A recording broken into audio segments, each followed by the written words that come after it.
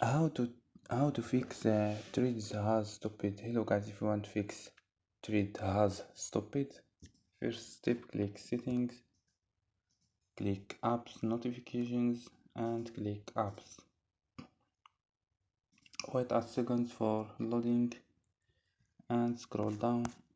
Scroll down and click threads. Click up, click for stop, and click storage. Click clear data and click clear cache. After these steps, click airplane mode, turn on and turn off.